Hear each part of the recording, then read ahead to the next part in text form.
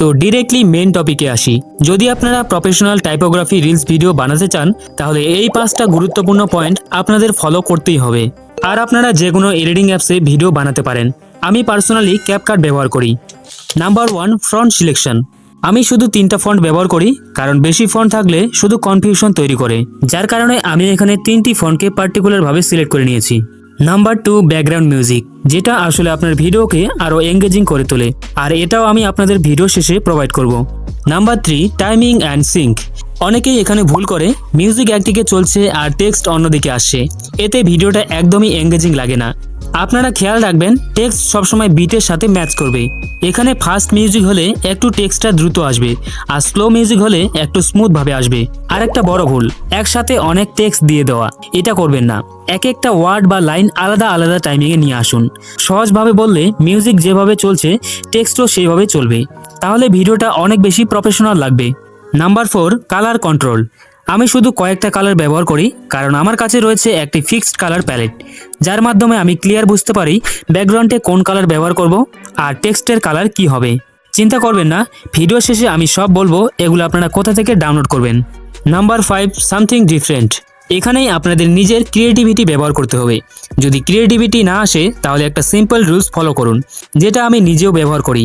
কোনো একটা important text নিন আর সেটার ফ্রন্ট ও কালার বাকি টেক্সট থেকে আলাদা রাখুন, তারপর সেটাকে প্রপারভাবে হাইলাইট করুন। তো চলুন আমি আপনাদের প্র্যাকটিক্যালি এডিট করে দেখাচ্ছি। সবার প্রথমে পিক্সেল ল্যাব অ্যাপ্লিকেশন ওপেন করে ব্যাকগ্রাউন্ড তৈরি করতে হবে।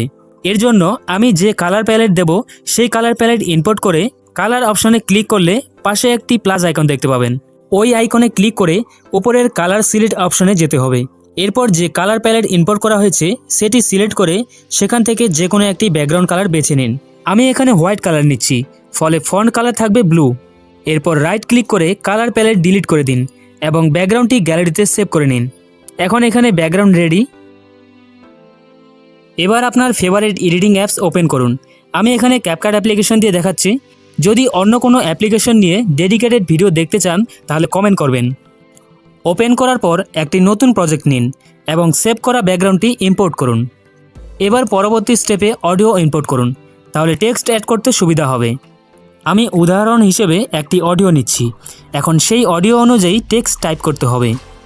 টেক্সট অপশানে গিয়ে লেখা টাইপ করার পর গ্যালারি থেকে কালার প্যালেটটি ইম্পোর্ট করুন। এতে করে সহজেই কালার বেছে নেওয়া যাবে। কালার প্যালেটটিকে স্ক্রিনের এক পাশে রেখে টেক্সট লেয়ারটাকে সিলেক্ট করুন, আর স্টাইল অপশন থেকে কালার সিলেক্ট করলেই পছন্দ মতো কালার বেছে নেওয়া যাবে। যেহেতু ব্যাকগ্রাউন্ড হোয়াইট তাই টেক্সটের কালার ব্লু রাখছি। এরপর ফ্রন্ট স্টাইল পরিবর্তন করতে হবে। এর জন্য ফ্রন্ট অপশনে গিয়ে মাই ফ্রন্ট থেকে একটি ফ্রন্ট বেছে নিন। একইভাবে প্রয়োজন অনুযায়ী বাকি টেক্সটগুলো সাজিয়ে নিন এবং ফন্ট স্টাইল ও কালার প্যালেট অনুযায়ী সিলেক্ট করুন।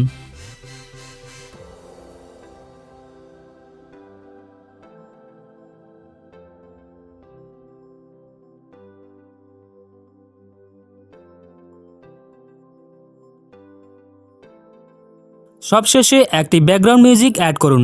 আপনার ক্যাটাগরি অনুযায়ী মিউজিক বেছে নিতে পারেন। আমি এখানে ডেমোর জন্য একটি মিউজিক নিচ্ছি এবং ভলিউম 50 নিচে রাখছি, এতে শুনতে ভালো লাগবে। এইভাবে বাকি স্টেপগুলো কমপ্লিট করা যাবে এবং সব কিছু শেষ হলে ফাইনাল রেজাল্ট এরকম দেখতে হবে।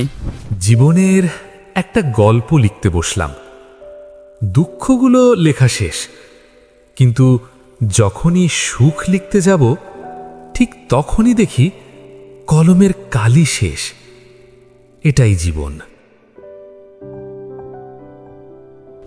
তো এইভাবেই আপনারা একটা প্রফেশনাল টাইপোগ্রাফি ভিডিও এডিট করতে পারবেন। আসল কথা হচ্ছে আপনারা প্রথম ভিডিওটা কখনোই পারফেক্ট বানাতে পারবেন না। আপনাদের বারবার এডিট করতে হবে, আর সময়ের সাথে সাথে আপনারাও আমার মতো ভিডিও এডিটিং শিখে যাবেন। তাহলে আজকের ভিডিও এখানেই শেষ করছি। দেখা হচ্ছে পরবর্তী ভিডিওতে।